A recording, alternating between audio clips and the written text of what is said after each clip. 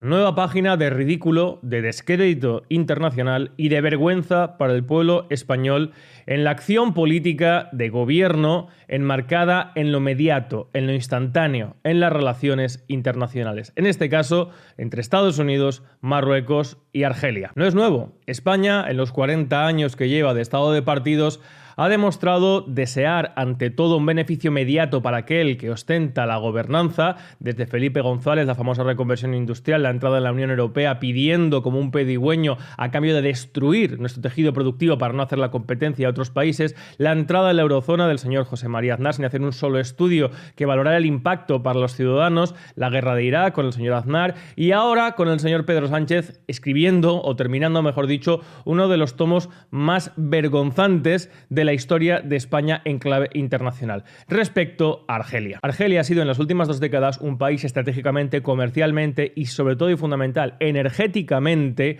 clave para España. Después de que en el año 2002, en julio concretamente, el señor José María Aznar recibiera una dura lección de política con el incidente con Marruecos del islote de Perejil, ya que después del 11 de septiembre de 2021 en Estados Unidos, el incidente de las Torres Gemelas, España, el gobierno de José María Aznar, vio un nuevo episodio para ejercer de cola de león y de establecerse como un país que se posicionara como aliado estratégico clave de lo que iba a ser una deriva que todos vimos a posteriori de invasiones y de guerras en Oriente Medio por el control de los recursos energéticos y materiales. Sin embargo, un año después, en julio de 2022, del 11 al 20 de julio concretamente, cuando Marruecos decidió una aventura no intentona, mejor dicho, un pequeño test de fuerza, ya que Marruecos también jugó un papel muy importante para Estados Unidos en el trasiego de tropas y envío de armamento de Estados Unidos a Irak, pues Marruecos decidió poner a prueba realmente si el primo de Zumosol estaba con España o estaba con Marruecos, invadiendo un islote de la costa africana perteneciente al territorio español.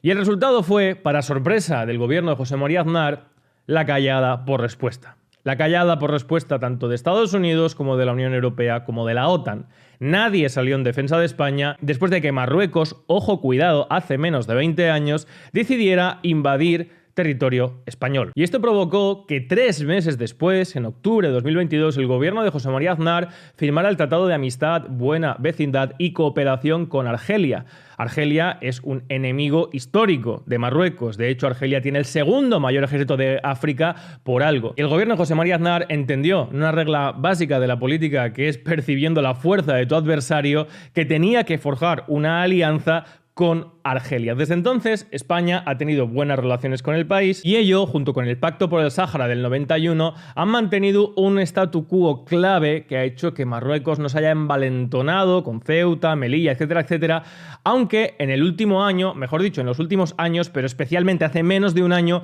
hemos vivido nuevos ataques directos, afrentas de Marruecos a España. Hace unos meses, metiendo 10.000 personas de manera voluntaria, es decir, violando la soberanía del territorio de España, provocando que 10.000 personas entraran en la ciudad de Ceuta y Melilla. Algo que además se anunció de manera voluntaria y que todos recordamos lo que dijo nuestro presidente, que él simplemente no lo aceptaba. Ridículo. Muestra nuevamente la falta de preparación política y de interés nacional que tienen nuestros gobernantes. Si alguien te golpea, te roba o entra ilegalmente en tu casa, tu respuesta no puede ser: no lo acepto. Pero bueno, en la deriva que estamos viendo en el último año, en el cual Estados Unidos ha apostado por intentar provocar una segunda guerra fría, aislar el mercado ruso de Europa con la guerra de Ucrania, ha encontrado nuevamente las pasiones de servidumbre de la clase política española, en este caso en el gobierno de Pedro Sánchez. Y en este plan que tiene Estados Unidos para frenar a China de consolidar un monopolio de provisión energética en Europa, es donde España ha querido nuevamente ser el principal aliado, socio y valedor de las aspiraciones del gobierno de la administración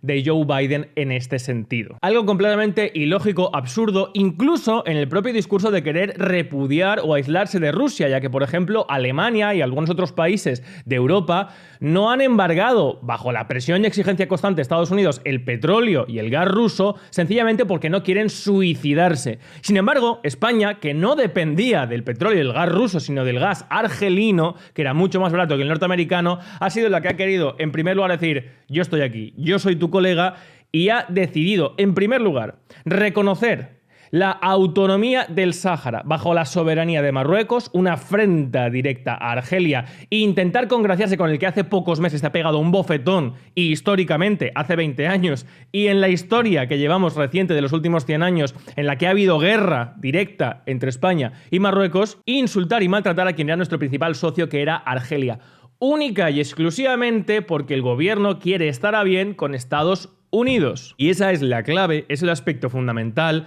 que no veo por ningún sitio, que eso es lo que es verdaderamente un análisis político, preguntarse por qué suceden las cosas y explicar los acontecimientos y los intereses en juego que provocan las medidas. Nadie habla de eso y solo hablan de que Pedro Sánchez ha hecho esto, Pedro Sánchez es tonto, Pedro Sánchez es malo. Algo evidente. Pedro Sánchez está aplicando la política internacional, algo que en clave de estado de partidos dentro de España le ha funcionado, que es ser capaz de prometerle a uno una cosa y a otro prometerle la contraria con tal de que le mantengan el poder. Eso, dentro de España, como todas las administraciones y todos los partidos funcionan exactamente así, pues dentro de lo que cabe puedes pasar. Pero clave internacional no, porque los intereses de los países no varían de un día para otro. Y la falta de credibilidad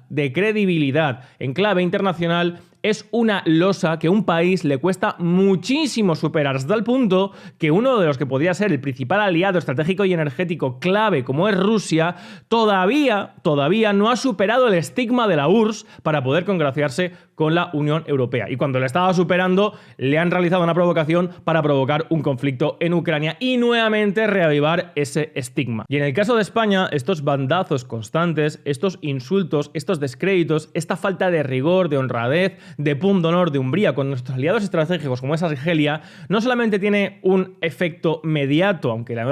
Bruselas ha intentado mediar un poco, pero tampoco va a adoptar medidas contra Argelia, os lo puedo asegurar, pero a largo plazo tiene un descrédito brutal para España. Y el día de mañana, cuando necesitemos realmente, porque el señor Biden ya no esté, un aliado estratégico clave energético como es Argelia, que nos venda el gas barato como nos los vendía y no ahora que estamos comprando con buques metaneros a Nigeria y a Estados Unidos para estar a bien con Estados Unidos, y eso suponga que todos los españoles vamos a tener que pagar el gas más caro, no solamente el gas, todo el petróleo, porque para refinar petróleo hace falta gas, los alimentos, etcétera, etcétera. Todo eso solamente para que Estados Unidos, y obviamente porque es quien tiene mano y control sobre la Comisión Europea y el Banco Central Europeo, que es de lo que vive el estado de partidos actual en España, que requiere de 6.000 millones mensuales para cubrir chiringuitos, administraciones públicas, duplicidades, comunidades autónomas, etcétera, etcétera, pues todo eso para ser un esclavo bien tratado en lo inmediato. Bien tratado la clase política, que tenga crédito, que tenga acceso, además con la problemática que va a venir ahora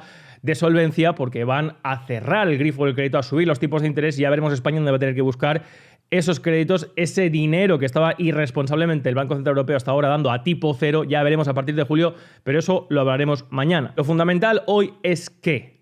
nuevamente, estos 40 años en los que un régimen político que fue en el 78 promovido, impuesto, bajo el beneplácito y el aura y la esfera de Estados Unidos para frenar las aspiraciones de un posible partido comunista, en un proceso de libertad constituyente, en una democratización del país, una ruptura con el franquismo, ese régimen político que han consolidado a través de una partitocracia, no solamente en España, en muchos países de Europa, y así se quiso, y ahí están las memorias del secretario general de la OTAN, Spack. Y eso ha provocado que en España estemos constantemente dependiendo de un tercero y pidiéndole. Durante 40 años, la clase política que se ha consolidado en una partitocracia, en un estado de partidos, la principal preocupación ha sido el crédito que le dieran a nivel internacional y las buenas relaciones, o si quiere, el beneplácito con Estados Unidos, que no ha hecho más que mostrar desprecio hacia España de manera constante y sistemática. Nuevamente estamos atendiendo a una medida gubernamental que es pan para hoy para algunos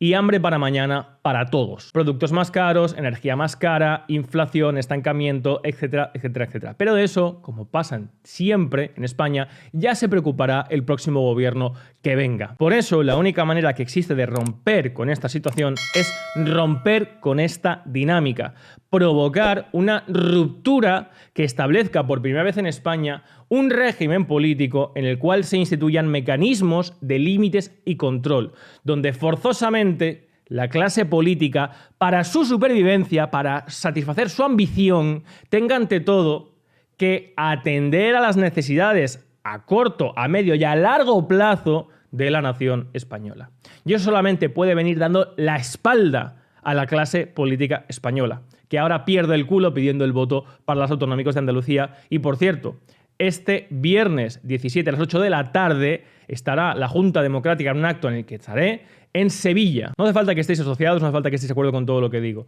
pero hay que buscar esa unidad civil, al margen del Estado, al margen de los partidos, porque ellos van a velar ante todo por sus intereses mediatos, obviamente. Así que, por favor, si queréis una España unida, una España fuerte y una España independiente, acudid el próximo 17, el viernes 17 de junio, a las 8 de la tarde, a la Plaza del Salvador en Sevilla. Y allí nos veremos nuevamente, como pasó el 30 de enero, como ha pasado el 2 de mayo en Madrid, hacer tronar las calles de Sevilla de una España que se está despertando y que tiene que despertar antes de que sea demasiado tarde. Nos vemos en Sevilla. Hasta entonces, salud y libertad colectiva.